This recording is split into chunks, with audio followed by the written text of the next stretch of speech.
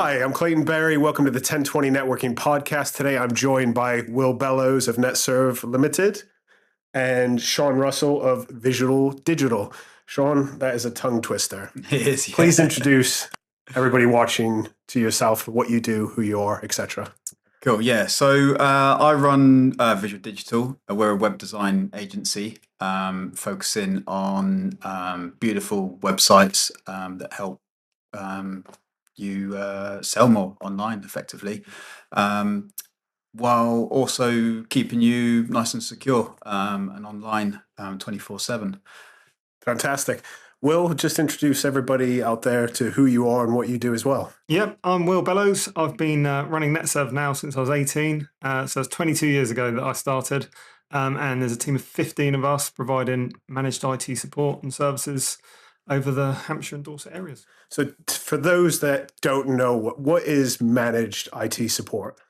So managed IT support is something that I've grown into. Back when I was 18, it was IT support, which was sort of, someone calls me up because they can't print.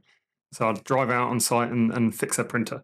Whereas now it's very much a managed provider, looks after your IT support, looks after your domain name, looks after your cybersecurity, looks after your backups, looks after your servers, broadband connectivity, VoIP phones, Wi-Fi, infrastructure, everything. So that all comes to us now. So all our clients call us for anything related to that, and we manage it all for them. I think the biggest question to everybody's mind is, how much does a website cost? Well, that's a good question. How long is a piece of string, right? That's it, exactly. So you've got two ends of the scale. You've got your DIY websites where you can go online, upload a template, and have a website live in 5 minutes. Or you've got your custom developed websites where you're writing every piece of code. You're putting a lot more thought process into everything from the imagery to your videography to your copywriting. So it can vary from a website with us, start from around about £1,000, going up to like unlimited budget effectively, depending on how big the project is. So yeah, it's all about how much value you want to sort of invest in your business. Sure, because it is a big investment website. I mean, it's the digital storefront to one's business livelihood. So yeah, you're 24/7 salesman. So yeah, you want to be investing in that. Lovely. And similar question: how long is a piece of string? How long does it take to build a website? Yeah, so we've had clients come to us before where their website's been hacked, it's been hosted by another company, and they need to get something online quickly. So they've got a exhibition coming up. They've got no online presence at the moment, and we've got a website completely built for them within a week. Normally that's not the case. It's probably more about a month to sort of like we've had websites where it's like 5 or 6 months where you've got a lot of moving parts. But yeah, we can act quickly if needs be. So there's no one size fits all scenario for everything, really? No, that's it. We work with the business owners to come up with a plan before we get started. Fantastic. And I guess, are you doing a lot of work with people like Will, managed IT service providers? Yeah, that's it. Yeah, there's a lot of a crossover for companies like me and Will. So there's with this example of the client where their website hacked, completely went offline, and that all came down to bad management of their passwords, their email accounts, that left them vulnerable to getting attacked. So having companies like NetServe manage all of that for you is really important. I guess the first question for you, Will, would be like Sean's question: how much does managed IT services cost? Interesting. So managed IT is, we take a very bespoke approach to this. Before giving any pricing or anything like that, what we don't want to do is just be the lowest price in the business. There's a lot of companies out there doing like offering on their websites really low IT support costs, £20 a month, £25 a month, stuff like that. But actually, when you scrape the surface of these things, quite often they'll charge extra for cybersecurity, they'll charge extra for email protection, they'll charge extra for backups and all that kind of stuff. We have our core stack, which is our best practice tools. And then that's what we base our pricing off. But then also we'll chat to our customers and what you mentioned there, Sean, about like passwords, for example. As we're talking to a potential new client, we'll ask, how do you store your passwords? What do you store these in? Quite often people don't even know what password managers are still at the moment. So we can help with things like that, and we sort of create a tailored approach with a price to the client's needs. I've heard a lot of horror stories where people just tick boxes where they think they need. They might not need this, but they lack in some other services. It's good to have that bespoke service. And answer this. What is the difference between IT services and managed services? Is there a big difference for those out there watching that don't know? Managed services just means it's more than just IT. IT is your sort of help desk support. You call up when you got a problem and you can't send an email, you need a mailbox created, that kind of stuff. Managed services covers the whole everything to do with technology inside your business. We've even got AI being introduced into that now. We're talking to clients now and helping them choose AI solutions for their businesses and stuff like that. So that's now a new managed service that we can help with. That's amazing, because ChatGPT, along with AI, is everywhere at the minute. And the exponential growth with AI is insane. But it seems to be the hot topic everywhere, which leads to my next question for you, Sean. Can ChatGPT actually create a website? Yeah, well, it's not there yet. I've seen case studies where people have used it to try and get as far as they can, and it does a good job to a degree, but yeah, it's still dropping the ball. So it's not quite there. It probably will be, but you still can't replace that human creativity, and that's what it's all about. So there'll be like hybrid workflows where you're developing some on the AI side of things, but then still having that human touch and involvement into the getting the projects out the door. So it's all about optimizing your workflow, and that's the same across all industries. Everyone's going to have to get on board with that and learn the new tools. It's just like when Microsoft came out and everyone had to go from, or PCs came out and you were going from writing on a notepad to being able to type stuff up. It's that next generation of tools. Someone out there has a little cousin Greg. He plays Xbox all day. He's a dab hand at graphic design. Okay. They hire him to make their website. Why not? Yeah, so he'd be cheap, if you pay him at all. Maybe give him a pack of crisps or something. But yeah, what happens in the long run is your business will grow. You'll have more need and requirements for your website, and it won't be able to keep up.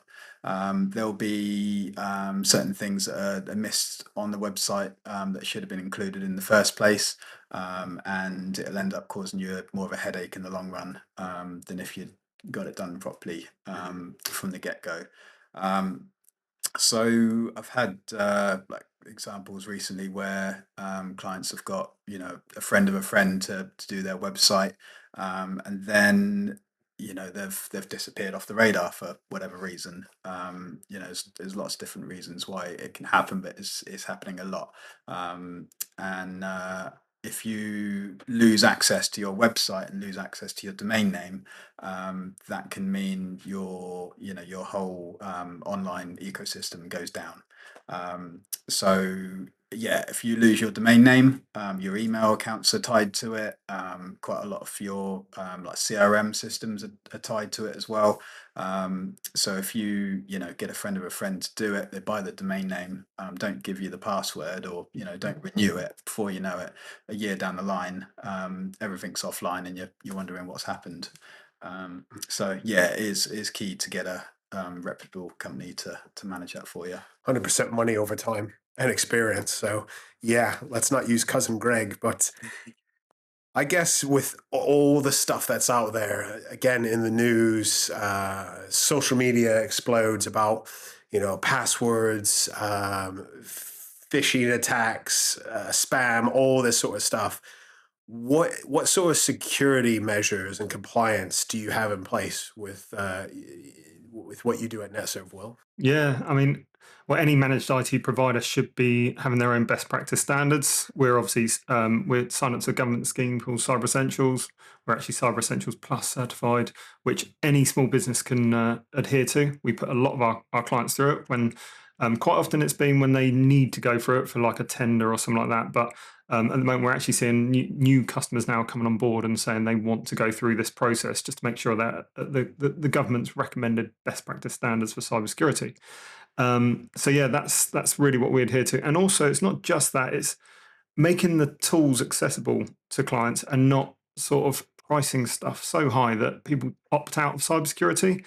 Our core offering includes a cybersecurity agent that sits on every device, and then if particular clients need extra 365 protection, that kind of stuff, that we can give optional bespoke quotes on those kind of things. But the amount of customers, I went and saw a customer recently, and they have pretty much opted out of cybersecurity because they're spending so much on their budget on the managed service and the IT support that they just couldn't justify adding any cybersecurity on top. So that's the kind of customers we help with their budgeting and making sure they're covered.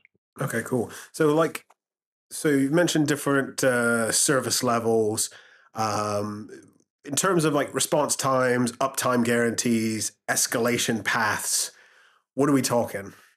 So response times, our whole business, everyone's thinking, is AI going to be a threat to our industry? That kind of stuff. And for us, we've taken a slightly different approach to it. We use AI behind the scenes. We use it to enhance what we're doing, give a better service quality. But I still believe in, I might be wrong. I might be the one that's an idiot and going down, but I still believe in employing local people, having them in a local office and being a local, call on the end of the phone. So we got a team of 5 technicians that sit on the service desk, led by Jack at the moment, who he's done hit a new personal best, which is 98 working days of not dropping a phone call to any of our contracted customers. So between 8 and half 5 every day for 98 working days, like 9th of May, I think it was. This goes back to, unfortunately, they did drop it. That's why the record is broken. But it shows we're human, and that's that kind of service. That's what,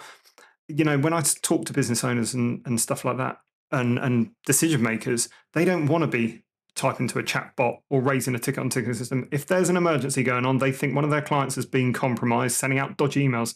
They want to pick the phone up, get through to one of my guys, or and we can work on it straight away. So I love that. I'm definitely old school in that fact of I want to pick up the phone, talk to someone, get it done straight away. I don't want to sit on a chat bot. I don't want to sit in text messages and nonsense. So yeah, I'm in favor of that. So what kind of companies are you handling? Are you handling some solopreneurs? Are you handling bigger companies with tens of staff? What sort of customers are you dealing with daily? yeah, we've got a wide range of stuff. We've still got solutions that work for sole traders, because at the end of the day, it's the amount of sole traders that we've come on board with when they've just started out. They don't know what a domain is, let alone how to buy one. What you talked about, Sean, about the whole domain, losing your domain. We had a situation recently. A customer of ours, unfortunately, their website developer that bought the domain name passed away a few weeks ago. It's ongoing at the moment, and they've now lost their domain name. So they're having to change their email addresses, change the domain name, and everything's got a bit tricky. So even at the sole traders, we can help out at that level, and it's amazing to see them grow. We've seen sole traders grow for 10, 20 size companies. But yeah, we look after companies from sort of 5 is a really good point to really think about getting managed IT in, because otherwise, you've got someone part-time doing your IT in-house and they're probably not adhering to best practice standards, even if you're looking it up on ChatGPT and stuff like that. Probably not able to, because we have access to tools that they won't. And then our largest client is 140 endpoints. So yeah, we got a good coverage, but everyone gets the same quality of service and the same best practice standards. What's the same situation with staff turnover as well? If you've got a part-time IT guy that's managing all of your, passwords and, systems, emails, CRM, if they then move on, that's, unless you've got processes in place, that's all that knowledge, Yeah. either lost or, needs to be passed on, and 9 times out of 10 it's not. Yeah. And Definitely. I'm always getting emails and phone calls from customers saying, I've Yeah. lost my domain name password. Yeah. Yeah. You know what it is. And Yeah. luckily I use a password manager, so Yeah. I've probably got it saved. But it's simple things like that that can cause you big trouble. Yeah, we're seeing a lot more customers come to us now with for a co-managed solution as well. So they've got maybe one in-house IT technician or IT manager. Obviously, who's going to cover them when they're off ill or on annual leave or that kind of stuff. So we work really well. We come and sort the cybersecurity out because obviously then they're not marking their own homework, and then we cover them when they're out of the office as well. So that's what we're seeing more of a trend of now. So it pays to do it the right way with these guys. Before we were mentioning about, different size of companies you deal with, what you're basically saying is you could grow with a business. So say you had a sole trader that then expanded and grew. I mean, I guess it's the same with one person versus 140, but just offering more options, or? Yeah, exactly. Yeah. We have the same best practice standards. We even see small companies of like 5 or 10 members of staff going through Cyber Essentials Plus now, which is quite an operation, but it shows that they're being responsible with their cyber security. So real quick, what's Cyber Essentials Plus? I know you briefly mentioned it earlier, but just break that down for the layman. Yeah. So Cyber Essentials, you can look it up, do a Google on it, or ChatGPT these days. But Cyber Essentials is a government scheme where you essentially mark yourself on different things, such as multi-factor authentication is key. You've got to have multi-factor authentication on all your accounts. Cyber Essentials, you mark it, and we help you get to that level, and then we submit it off, and then you get certified for a year, and you can then use a little logo on your email signatures, on your website, on your tenders, and that kind of stuff. Cyber Essentials Plus is pretty much the same, but you're externally reviewed by an independent person, independent cybersecurity specialist that does penetration testing and makes sure you're not just ticking boxes and saying you're adhering to these things. Sean, so say I come to you, I'm a sole trader. I've built my website, or my cousin Greg built my website. I come to you now. I have a budget. I want you to make me a website, but I'm a bit concerned about in the back end. Am I going to be able to edit myself and upload my own things, or am I going to be tied just to using you? So we get a lot of clients come to us from other agencies that have built complicated websites that might look great and work great, but if the admin area is too complicated to use, they just don't update their website. So they can go 4 or 5 years and they've not edited anything. And if you put those barriers up in front of customers, they're just not going to use it. So we build websites on WordPress, and we build them with a really easy to use admin area, and we train all of our customers up on how to edit all the pages and the content. But then we also do maintenance packages where they can come back to us and say, Sean, I've got a complicated page that I want to build. I'm not sure how to do it. Can you guys sort that for me? And we will. Anything more complicated, then we'd normally just quote for it as a separate sort of project. But yeah, we're very open to customers coming back to us and saying, I need a bit of help on this. And then also we do like a video tutorial, so like a walkthrough on how to add a new page, how to edit sections, to make sure that you are keeping that website up to date. So SEO is a big buzzword even now in 2025. All I hear is this SEO? Is this the SEO? How will you make my website SEO friendly? Well, that's a what is SEO for people that don't know? Yeah, so SEO is search engine optimization, and that used to just cover your website, whereas now there's search engine optimization for lots of different things.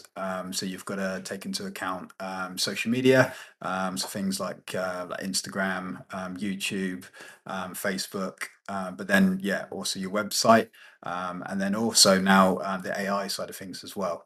So you've got to make sure your website, your content is open and readable to AI as well. Because if you can get your brand mentioned in the AI results, then that's going to create you leads as well.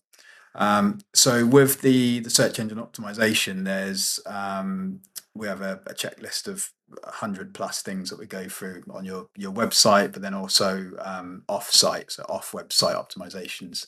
So it'd be things like your Google My Business listing, any like third-party citations, so like links to business directories, making sure that all of your like contact details on Yell or any other directory are up to date, because Google cross-references all of that information to check that you're a valid business, and if you're ticking all the boxes on that, it's going to rank you higher. And then on the content side of things, you're now having to create content for AI, and then also the video is really key nowadays as well. So it's getting that content out across all the different platforms, making sure you're doing it in the right way so it's easily readable by the search engines, but more importantly, readable and accessible for your customers.